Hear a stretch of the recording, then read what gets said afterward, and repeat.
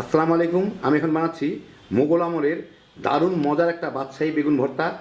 এটার নাম হচ্ছে সিরাজি বেগুন ভর্তা। সম্রাট শাহজাহানের খুবই প্রিয় একটা আইটেম ছিল। মোগলদের বাদশাহী খানা যে কতখানি মজার হইতে পারে এটা একবার বানাইলেই বুঝবেন। তো আসেন দেখি শুরু করা যাক। আমি এখানে 1 কেজি গোল বেগুন ভালো মতো ধুয়ে পানিতে দিয়ে নিছি। এটা আমি এখন সিদ্ধ করে নিব। আমি এটা ঢেকে দিছিলাম যাতে জলদি হয়। প্রায় 10 মিনিট জাল দিলাম। বেগুনগুলো ভালো মতো সিদ্ধ হয়ে গেছে। আমি এখন এগুলাকে চুলাটা বন্ধ করে পানি থেকে ফেলে এগুলাকে আমি ছিলে নিব। ঠান্ডা করে উপরের চোকলাটা ছিলে নিব। বেগুন এরকম ফুলা ফুলা দেখা গেলেও কিন্তু সিদ্ধ হয়ে গেছে, ভিতরে গরম পানির মধ্যে আছে দেখে ফুলে ফুলে আছে, একটু শক্ত শক্ত আছে। একটু পরে কিন্তু পানি থেকে উঠে এটা চিমায় যাবে। আমি এখানে কিছু মশলা নিয়ে নিচ্ছি, এগুলোকে আমি গুঁড়া করে নিব। 4-5 টুকরা দারচিনি, 4টা এলাচি, 5টা লবঙ্গ, 1 চা চামচ গোলমরিচ, আস্ত গোলমরিচ, 1 চিমটি জাফরান। এই সবগুলাকে আমি একদম মিহি গুঁড়া করে নিব।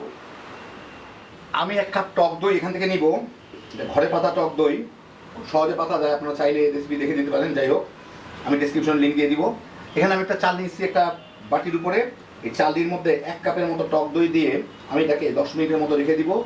অতিরিক্ত কিছু পানি থাকলে যেটা টক দই থেকে সাধারণত বের হয়, পানিটা যাতে পড়ে যায়, দইটা যাতে একটু শক্ত শক্ত হয়ে যায়। 1 কাপের একটু বেশি নিলাম, প্রায় 1.5 কাপের মতো হবে বোধহয়। যাই হোক, পানিটা ঝরে যাক, মিনিট 10 রাখলেই হয়ে যাবে। বেগুনগুলো ঠান্ডা হওয়ার পরে আমি এগুলোকে ছিলে একটা চালনির উপরে নিয়ে নিছি, কারণ বেগুনের মধ্যে অনেক পানি থাকে, চালনি থেকে যাতে পানিটুকু পড়ে যায়। এই দেখেন প্লেটের মধ্যে অনেকখানি পানি জমা হয়েছে, এটা বেগুনের রস। যাই হোক, এটা আমি ফেলে দিব। আর এই বেগুনগুলোকে আমি এখন চটকায় নিব। এখানে 3টা মুরগির ডিম আমি সিদ্ধ করে নিয়েছি, এইগুলাকেও আমি একটু ভালো মতো চটকায় নিব, মানে গুঁড়া গুঁড়া টাইপের যাতে হয়ে যায় আর কি। অথবা একটু ভর্তা টাইপের হলেও ক্ষতি নাই, ভর্তা তো ভর্তার সাথেই মিশবে। ভর্তাটা হয় সম্পূর্ণ ঘি দিয়ে, রাজা বাদশাদের ব্যাপার। তা আমি তো রাজা বাদশা না, আমি ফইনি। তার উপর কিটটা এত ঘি দিলে তো মইরেই যাবো। তো সেই জন্য আমি এখানে সিকি কাপ, 1/4 কাপ তেল দিছি আর 1/4 কাপ সিকি কাপ ঘি দিছি। ঘিটা গলায় নি তেলের সাথে, ফ্লেভারটা আসলে হইল।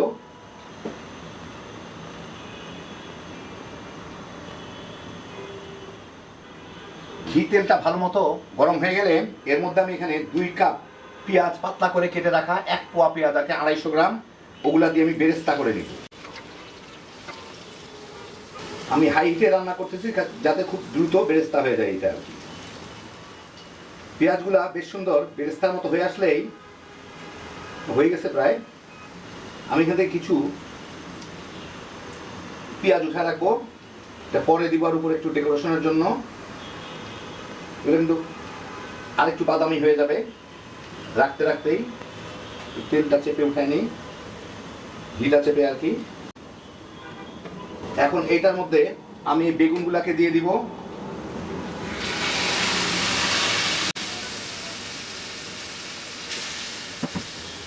স্বাদ মতো লবণ দিয়ে এর সাথে একটু এটাকে কষায় নিব। মিনিট খানেক ভেজে এর মধ্যে আমি দিয়ে দিব এখানে 1 টেবিল চামচ আদার রস আছে, ওটা দিয়ে এর সাথে ভেজে নিতে হবে একটু, যাতে আদার ইয়েটা চলে যায়, কাঁচা গন্ধটা চলে যায়।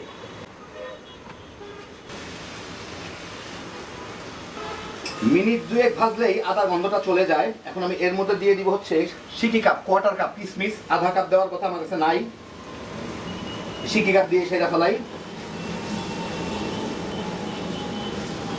এর সাথে একটু মিশাই এর মধ্যে দিয়ে দিব যে টক দইটুকু আমি পানি ঝরা রাখলাম, সেই টক দইটা।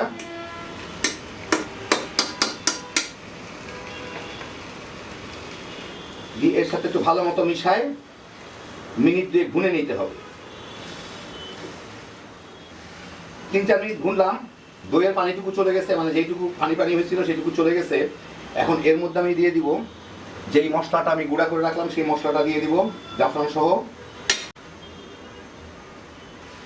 দিয়ে এর সাথে মিনিট খানে একটু নাড়াচাড়া করে নিব, যাতে বলতে পারেন তো অনেকটা গরম মশলার মতোই, তো গরম মশলার ফ্লেভারটা চলে আসে এর মধ্যে আর কি।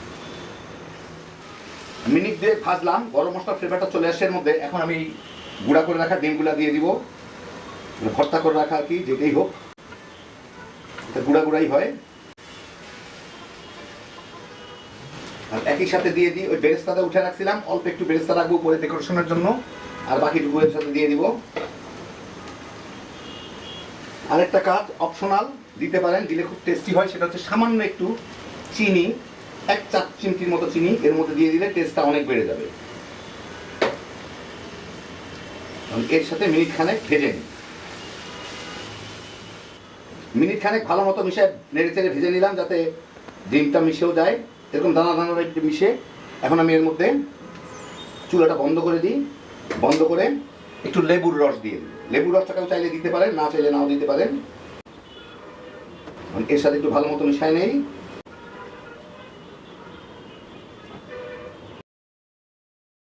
বাস ভালো মতো মিশাই নিলাম, হয়ে গেল আমার দারুণ মজার মোগল সম্রাটদের সিরাজি বেগুন ভর্তা। এর মধ্যে কিন্তু মরিচ, কাঁচা মরিচ এই ধরনের কিছু যায় না, যেটা যায় সেটা হচ্ছে গোলমরিচের গুঁড়া। গোলমরিচটা তো আমি আগেই দিয়ে দিছি এর সাথে, আর কিছুর দরকার নেই। এই দেখেন হয়ে গেল আমার সম্রাট শাহজাহানের প্রিয় সিরাজি বেগুন ভর্তা, একদম রাজকীয় স্বাদ। অবশ্য যা যা উপকরণ দেওয়া হয়েছে রাজকীয় স্বাদ না হয়ে যায় কোথায়, সত্যিকার অর্থে কিন্তু আঙ্গুল চেটে খাবার মতো মজা এটা। যারা ভর্তা পছন্দ করেন একবার বানায় দেখেন, গরম গরম পোলাও কিংবা ভাতের সাথে তামা তামা করে খায় ফেলাইতে পারবে। রাজসিক স্বাদে হ্যাপি জোশের একটা আইটেম। আল্লাহ আপনাদের সবাইকে ভালো রাখুন, সুস্থ রাখুন, নিরাপদে রাখুন। ইনশাআল্লাহ বেঁচে থাকলে আবার দেখা হবে। ফি আমানিল্লাহ।